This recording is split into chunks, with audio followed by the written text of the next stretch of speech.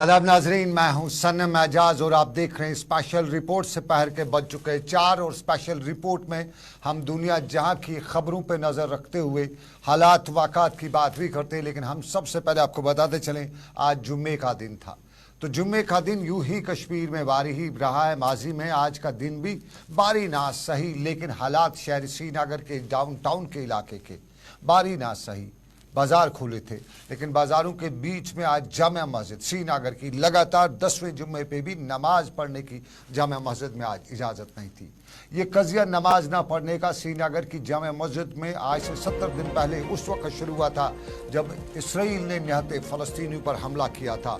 और जम्मू कश्मीर की इंतज़ामिया को भी तब ये खदशा लगा था कि कहीं न कहीं इसराइल फ़लस्तीन की इस लड़ाई में जम्मू कश्मीर की आवाम या शहर श्रीनगर की आवाम को भी कुछ ना भुगतना पड़े। और यूँ कोई शहर की जामिया मस्जिद में जो लोगों का जुम्मे के दिन बड़ी तादाद में लोग नमाज पढ़ने आते हैं, कहीं वो नमाज के बाद मुजाहरा ना करें, लॉ एंड ऑर्डर के लिए प्रॉब्लम ना करें।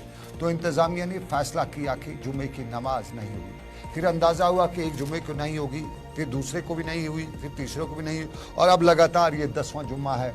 और 10वें जुम्मे भी शहर श्रीनगर की जामिया मस्जिद से, सबसे बड़ी जामिया मस्जिद जो है जम्मू कश्मीर की, वहाँ से आज भी मेंबर और महराब खामोश रहे। और आज भी वजह वही जो इंतज़ाम जो लोकल वहाँ की मस्जिद कमेटी इंतज़ामिया है, उनका यही कहना है कि इंतज़ामिया को यानी एडमिनिस्ट्रेशन को खदशा है कि कहीं इसराइल फ़लस्तीन की जंग के पस मंज़र में शहर में लोग जो है वो जामिया मस्जिद ना जाएँ नमाज़ पढ़ने के लिए, और नमाज के बाद कहीं मुजाहरा ना करें। यूँ शहर ख़ास का ये नवाटा का इलाका है, और फिर नमाज में अच्छी खासी तादाद में लोग होते हैं। अगर वो मुजाहरा कर गए तो उनको मॉब को कंट्रोल करना थोड़ा मुश्किल होगा। तो इसी वजह से लगातार 10वें दिन भी आज जुम्मा की नमाज की इजाज़त नहीं दी गई। ये तस्वीर के एक रुख है। अब हम तस्वीर के दूसरे पड़ाव पर चलते हैं।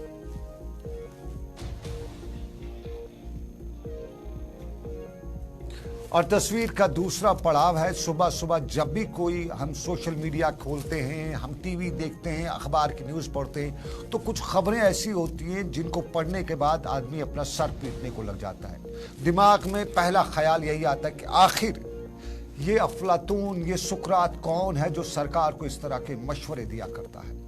आज सुबह सुबह भी यूं कहें तो पिछले 3-4 दिनों से कुछ बच्चे हमें लगातार फ़ोन कर रहे थे, बता रहे उन्हें टेंशन है, उनके एग्ज़ाम अब की बार नहीं होंगे। ख़ासतौर पे प्राइवेट स्कूलों के बच्चे हमें फ़ोन करके बता रहे थे कि उनके एग्ज़ाम नहीं होंगे, कुछ बोर्ड ऐसा ही बोल रहे थे। पहले पहले तो हमें यही मालूम हुआ, हमें यही अंदाज़ा हुआ कि बच्चे हैं, उनके शुगल करने की आदत है, कहीं वो उस तरह से तो सीरियसली नहीं लिया। लेकिन सुबह सुबह जब अखबारों में खबर देखी और ख़बर हुई कि कई हज़ार बच्चों का मुस्तकबल ख़तरे में है 10वीं जमात की, और वो प्राइवेट स्कूलों के बच्चे हैं, और उसके पीछे की कहानी कोई बड़ी कहानी नज़र नहीं आई। वो इस साल के शुरुआत में सरकार ने डिमोलिशिंग ड्राइव की थी। सरकार की ज़मीन पे जो भी कब्ज़ा जिसने किया था, उस ज़मीन को हटाने का जो सरकार ने डिमोलिशिंग ड्राइव शुरू किया, कुछ ने उसकी आलोचना की, कुछ ने उसकी सपोर्ट भी किया। और यूँ हर सोसाइटी में होता है, कुछ लोग मुखालिफ होते हैं, कुछ हिमायत में होते हैं, उसका भी कुछ लोगों ने मुखालफत की, कुछ ने सपोर्ट किया, और अक्सरियत ने उसका सपोर्ट भी किया, क्योंकि बहुत सी सरकारी ज़मीनों पर कब्ज़ा हो चुका है। लेकिन आज सुबह सुबह के इस मामले को लेकर जब मालूम करने पर पता चला कि यहाँ तो बड़ा संगीन मामला है।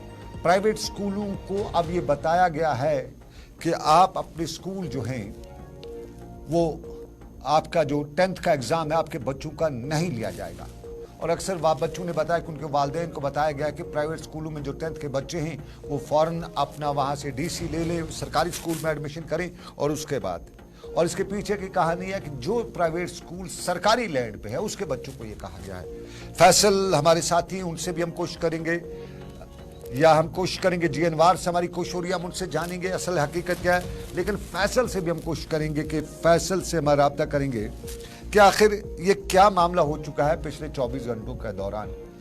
क्योंकि हमने प्राइवेट स्कूल एसोसिएशन के लीडरान से पूछा था, उनके जो बॉडीज़ हैं, जो उनकी ऑर्गेनाइजेशन से उनसे पूछा था, तो उन्होंने कहा था कि मामला जो हाई कोर्ट में, ऑनरेबल कोर्ट में है, तो ऑनरेबल कोर्ट से अभी कोई फैसला आया नहीं है, तो इसलिए ऐसा करना सरकार के इख्तियार में नहीं है।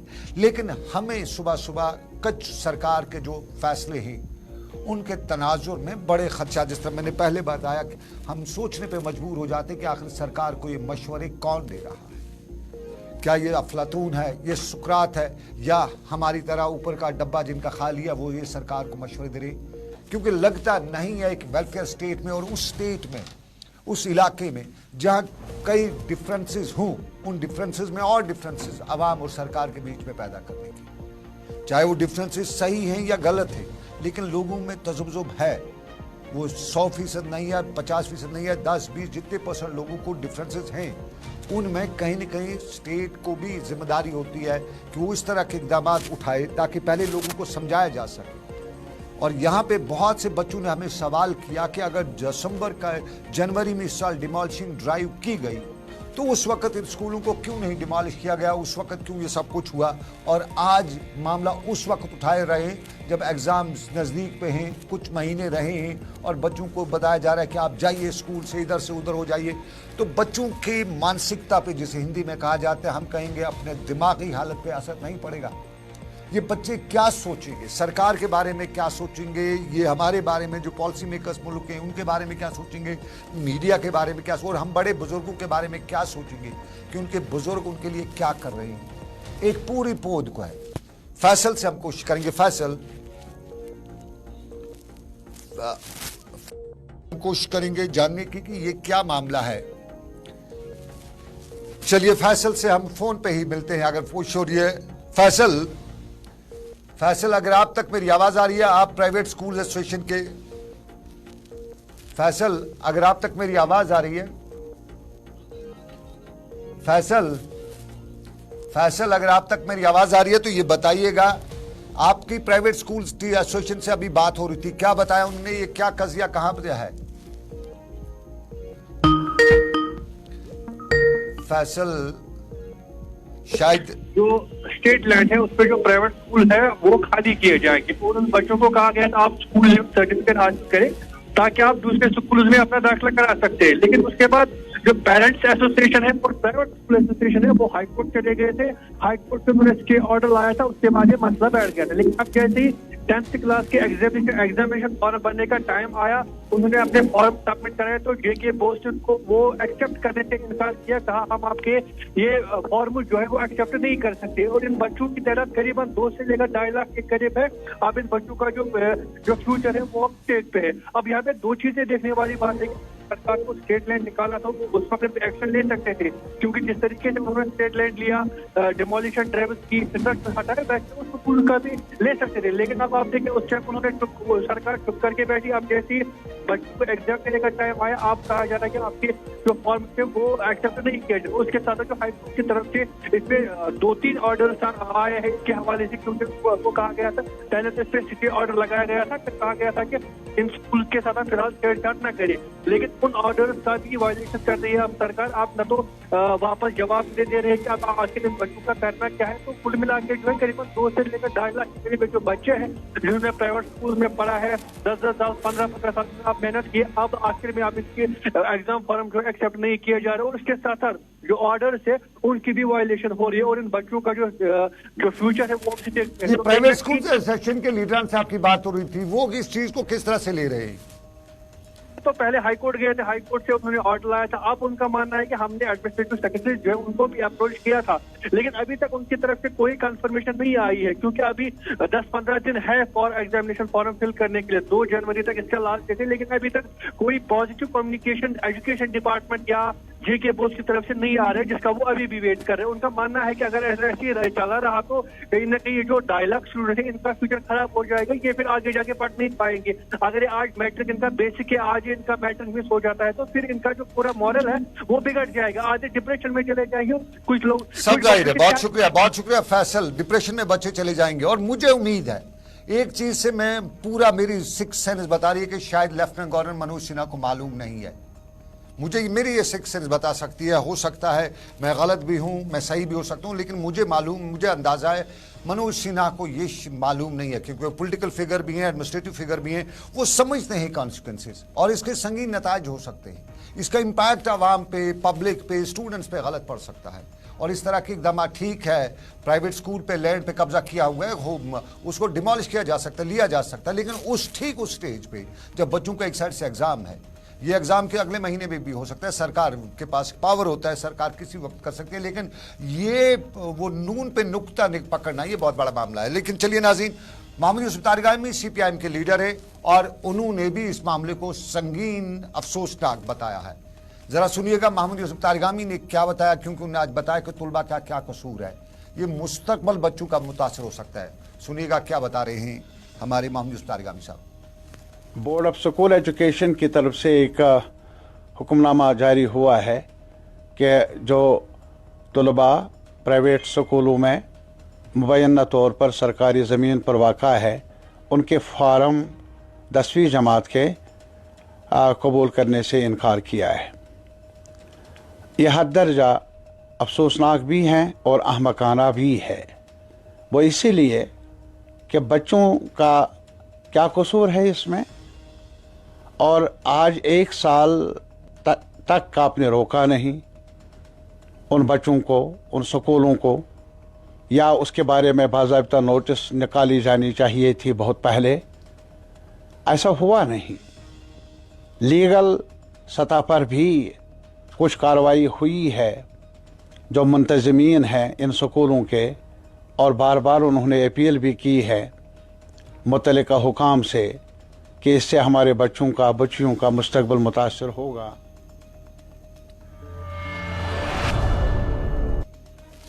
बच्चों और बच्चियों का मुस्तकबिल मुतासर होगा। मोहम्मद यूसुफ तारिगामी सीपीआईएम लीडर श्रीनगर में मीडिया से बात करते हुए बता रहे थे मामला संगीन है और इस पर बात की जा रही है। और अब आपको नाज़रीन दूसरे मामले की तरफ तवज्जो दिलाते हैं। ये श्रीनगर में आज जम्मू कश्मीर पंचायत कॉन्फ्रेंस ने एक प्रेस कॉन्फ्रेंस की। जम्मू कश्मीर पंचायत कॉन्फ्रेंस ने श्रीनगर में प्रेस कॉन्फ्रेंस करते हुए इंतखाबात की बात करते हुए बताया कि जम्मू कश्मीर के लोगों की उमंगों का एहतराम किया जाए। श्रीनगर में प्रेस कॉन्फ्रेंस करते हुए अनिल शर्मा ने दूसरे अहदेदारों के साथ कहा कि जम्मू कश्मीर के लोगों के सब्र का पैमाना अब लबरेज हो रहा है और इंतखाबात के इनेकाद के लिए एक आखिरी तारीख देना चाहिए। इसम्बली इंतखाबात में अगरचे अभी उन्होंने बताया कि वक्त है, लेकिन शहरी और बल्दियाती इदारों के मुंतखब नुमाइंदों की मियाद भी ख़त्म हो चुकी है और जल्द ही मुंतखब पंचों, सरपंचों और बीडीसी की मुद्दत भी पूरी हो रही है। इस तरह जम्मू कश्मीर के लोगों के साथ नाइंसाफ़ी होगी और नुमाइंदा मुंतखब करने का हक जो है उससे जम्मू कश्मीर की आवाम महरूम हो रही है।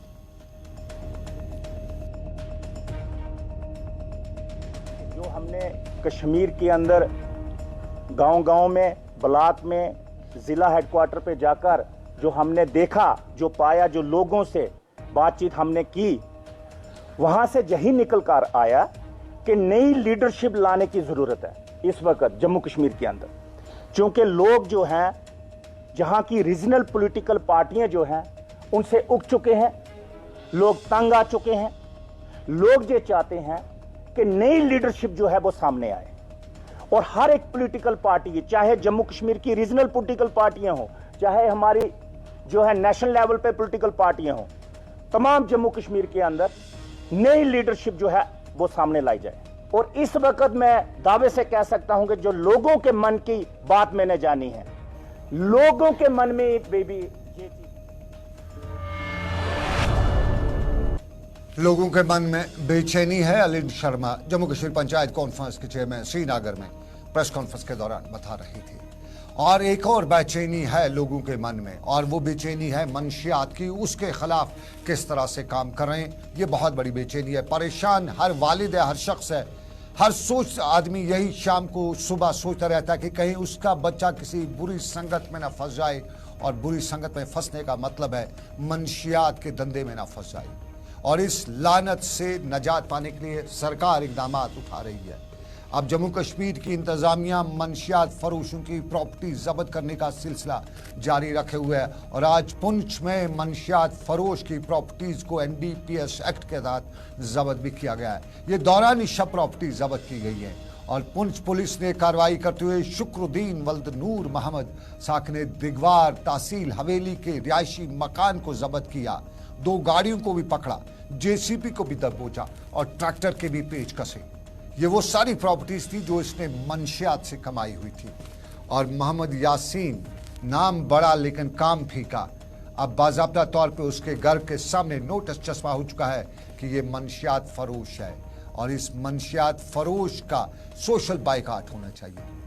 और जब तक न सोसाइटी माशरे का हर शख्स इस मंशियात फरोश के खिलाफ सख्त कार्रवाई करते हुए उसका आना जाना बंद करेगा, रिश्तेदारी ख़त्म करेगा, दोस्ती उसके साथ ख़त्म करेगा, तब तक ये मंशियात की लानत हमारे माशरे से ख़त्म नहीं हो सकती है।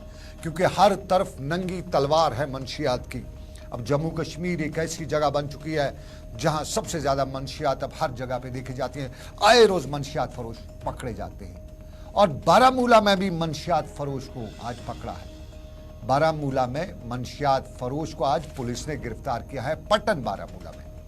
यह है शख्स, शक्ल से आपको नजर आ रहा होगा, ये एक शख्स जो है बड़ा शरीफ आपको शक्ल से लगता होगा, लेकिन हर शरीफ आदमी शरीफ नहीं होता है, शक्ल से दिखने वाला शरीफ नहीं होता है, उसके पीछे के कारनामे बड़े संगीन भी हो सकते हैं। और बारामूला पुलिस ने एक नाके के दौरान शेरपुरा पट्टन में एक शख्स को जब रोका तो उसके कब्जे से 12 किलो के करीब जो मंशियात जैसी ममनुआ चीज़ें बरामद हुई है।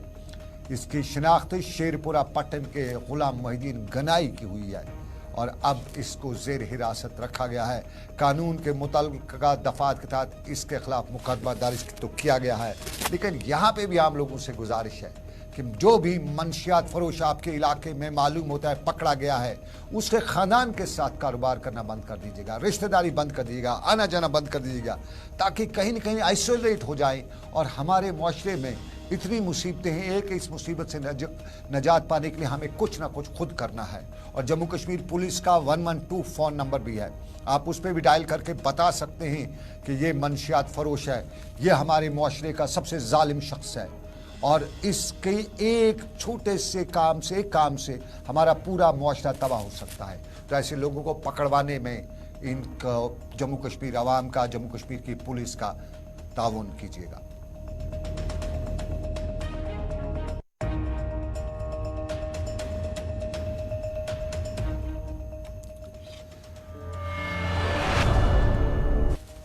और नाज़रीन, आपको आप बताते चलें, गुरेज का इलाका बांडीपोरा के ज़िले में पड़ता है। गुरेज का इलाका बांडीपोरा से करीबन, बांडीपोरा टाउन से करीबन 60 किलोमीटर से 70 किलोमीटर की दूरी पर है। और यहाँ का जो दावर का इलाका है, वहाँ के कम्युनिटी हेल्थ सेंटर में गायनी के डॉक्टर के ना होने का मामला जो है वो गुरेज की आवाम उसके लिए नालान है। इलाका दूर दराज है, ज़मीनी राब्ता यूजुअली नवंबर दिसंबर से कट के हो रह जाता है, मई जून में दोबारा रास्ता खुलता है और इस दौरान वहाँ की आवाम को मुसीबतों के पहाड़ झेलने पड़ते हैं। और उनमें आज की तारीख में बेस्ट इंफ्रास्ट्रक्चर, हेल्थ इंफ्रास्ट्रक्चर की जब बात की जाती है तो ख़वातीन के हवाले से कहा जाता है कि हमारे यहाँ दर्द ज़े में मुब्तला जो ख़वातीन हैं उनके लिए सरकार बेस्ट मेडिकल फैसिलिटीज़ प्रोवाइड करने की कोशिश करी है। लेकिन कम्युनिटी हेल्थ सेंटर दावर गुरेज में अस्पताल तो है लेकिन गायनिकोलॉजिस्ट नहीं है, डॉक्टर नहीं है। और यूँ वहाँ की वो ख़वातीन जो दर्द ज़े में मुब्तला हों, बारिश, बर्फ़ या सड़क बंद होने के बाद बाकी अस्पतालों, ये बांडीपुर है या श्रीनगर के अस्पताल में नहीं पहुंच सकती, उनको किसके राम भरोसे छोड़ा जाता है, ये सबसे बड़ा सवाल है। कभी कहा इंतज़ामिया वहाँ रोटेशन वगैरह कर लेती है, लेकिन रोटेशन यह है कि एक दिन डॉक्टर आएगा, 15 दिन की छुट्टी पे चला जाता है। वो ऑफिशियल छुट्टी नहीं होती है, बल्कि वो जी मैंने दे दी 1 दिन की ड्यूटी, अब अगले 15 दिनों के बाद दोबारा आऊँगा या आऊँगी। तो ये रोटेशन वाला मामला जो है वो 15 दिनों में जो आदमी बीमार होगा, क्योंकि बीमारी बता के आती नहीं है, दर्द ज़े में खातून जो मुब्तला होती है उसको भी पहले वो बताती नहीं है कि मैं इस डेट पे आऊँगी। यूजुअली शहरों में अब टेक्नोलॉजी हो रही है कि गाँव देहात पे नहीं होती है, तो वहाँ की वो ख़वातीन क्या करेंगी, ये बहुत बड़ा सवाल है। और गुरेज के लोग ये सवाल director health service Kashmir doctor Mushtaq Ahmad के सामने रखते हुए उम्मीद लगाए हुए हैं कि कहीं न कहीं डॉक्टर का कज़िया वहाँ पर ख़त्म किया जाएगा।